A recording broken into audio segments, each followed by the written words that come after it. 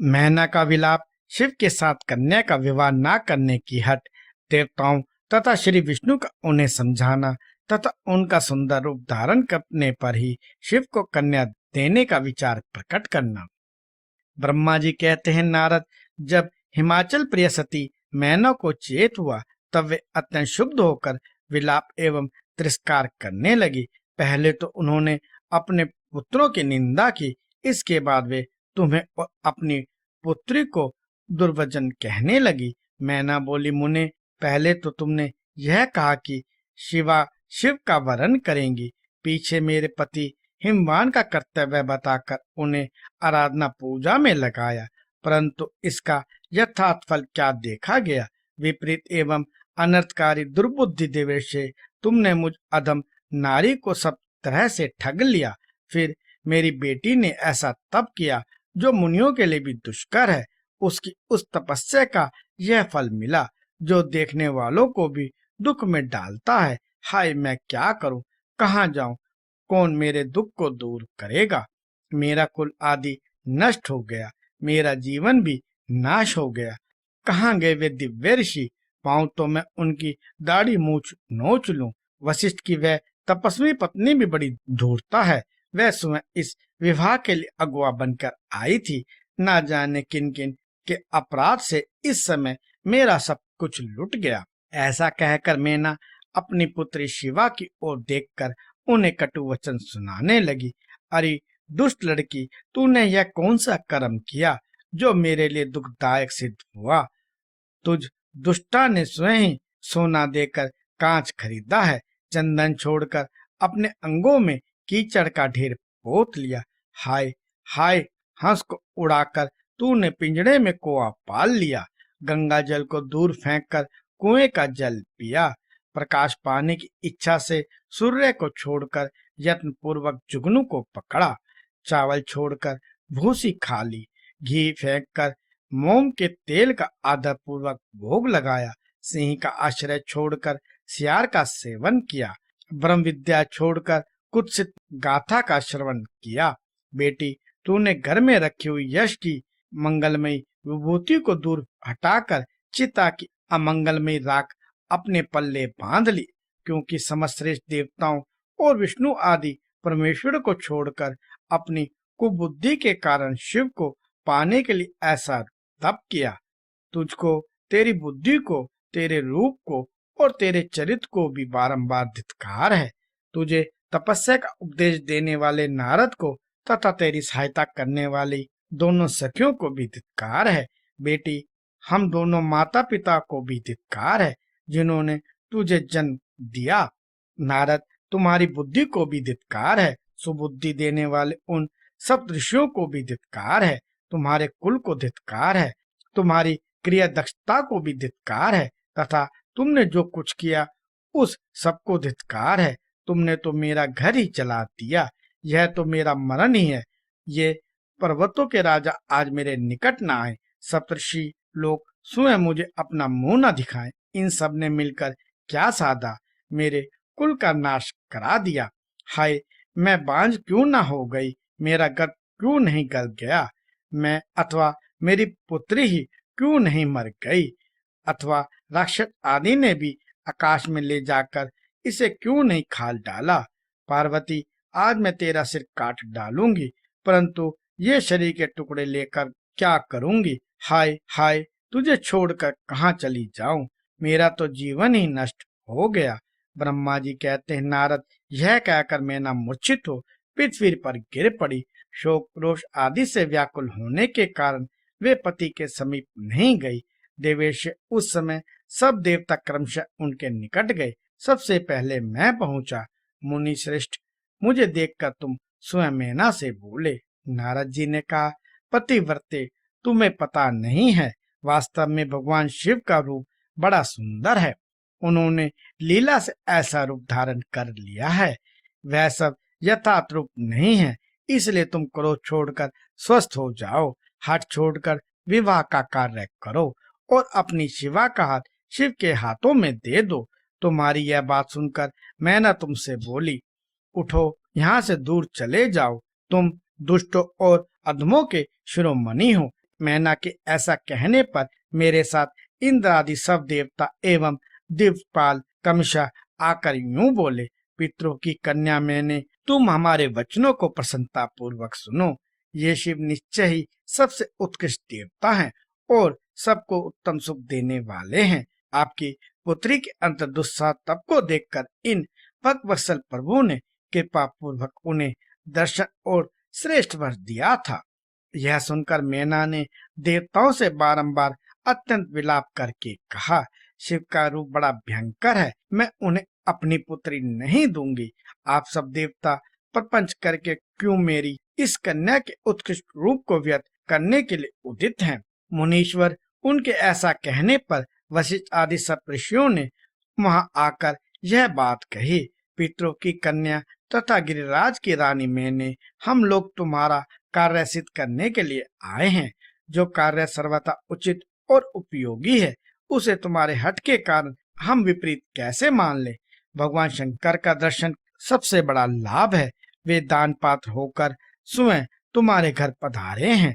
उनके ऐसा कहने पर भी ज्ञान दुर्बला मैना ने उनकी बात मिथ्या कर दी और रुष्ट होकर उनसे कहा, मैं शस्त्र आदि से अपनी बेटी के टुकड़े टुकड़े कर डालूंगी, परंतु उसे शंकर के हाथों में नहीं दूंगी। तुम सब लोग दूर हट जाओ, किसी को मेरे पास नहीं आना चाहिए। ऐसा कह अत्यंत विहल हो विलाप करके मैना चुप हो गई।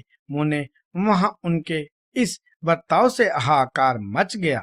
तब हिमालय अत्यंत व्याकुल हो वहां आए और मैना को समझाने के लिए प्रेम पूर्वक तत् दर्शाते हुए बोले।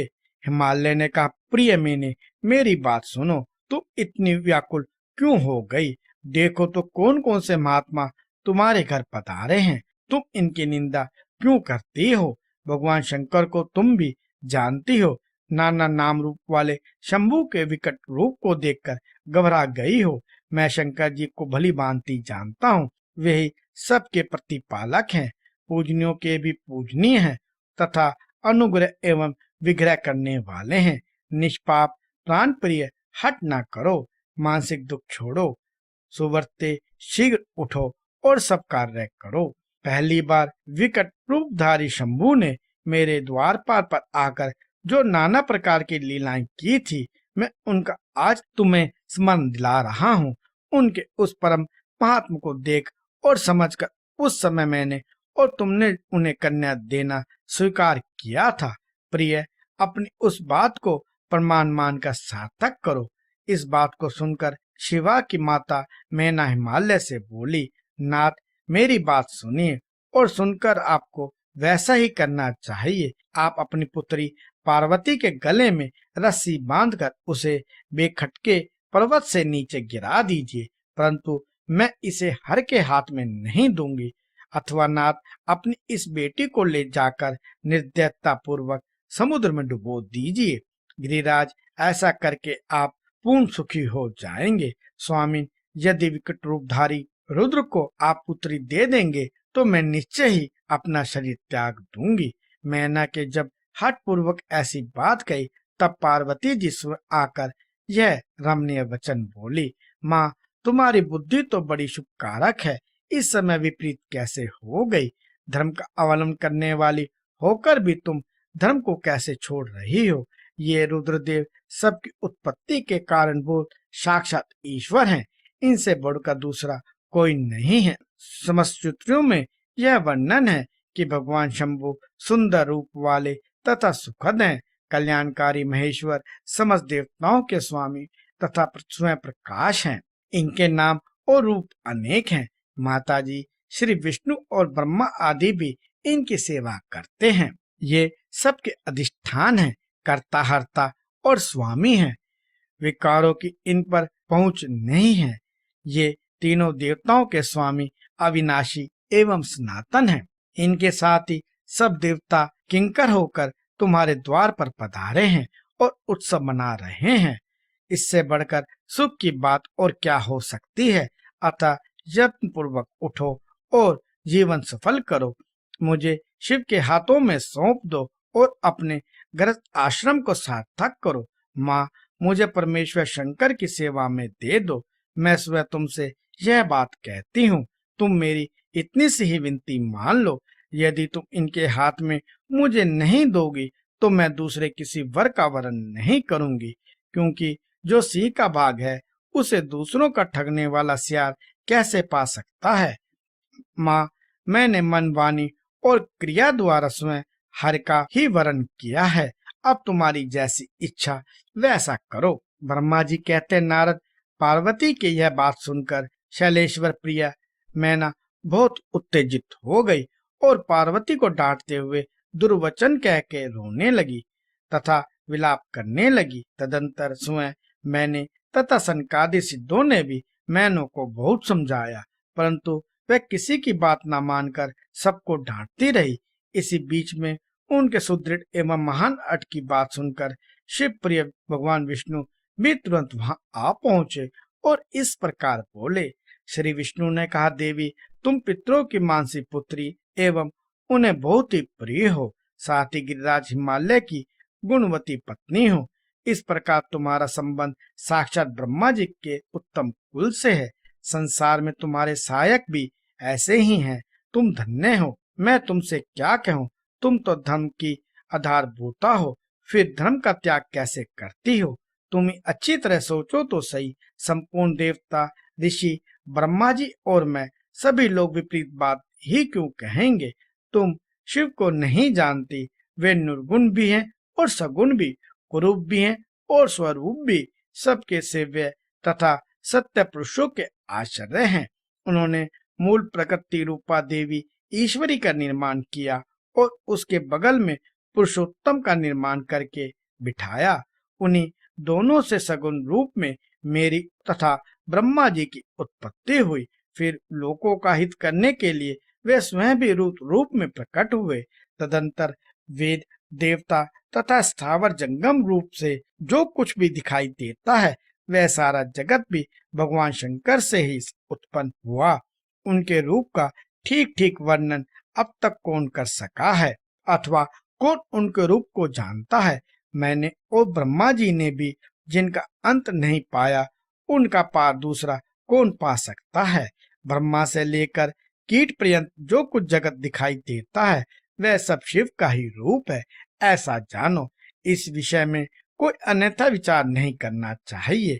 वे ही अपनी लीला से ऐसा रूप में अवतीर्ण हुए हैं और शिवा के तप के प्रभाव से तुम्हारे द्वार पर आए हैं। अतः हिमाचल की पत्नी, तुम दुख छोड़ो और शिव का भजन करो।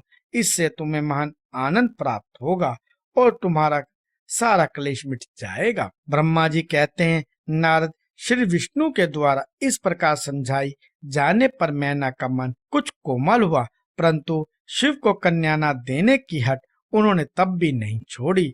शिव की माया से मोहित होने के कारण ही उन्होंने ऐसा दुराज्ञा किया था। उस समय मैना ने शिव के महत्व को स्वीकार कर लिया। कुछ ज्ञान हो जाने पर उन्होंने श्री हरि से कहा, यदि भगवान शिव सुंदर शरीर धारण कर लें तब मैं उन्हें अपनी पुत्री दे सकती हूँ, अन्यथा कोटि उपाय करने पर भी नहीं दूंगी। यह बात मैं सच्चाई और दृढ़ता के साथ कह रही हूँ। ऐसा कहकर दृढ़ता पूर्वक उत्तम व्रत का पालन करने वाली मैना शिव की इच्छा से प्रेरित हो चुप हो गई। धन्य है शिव की माया जो सबको मोह में डाले देती है।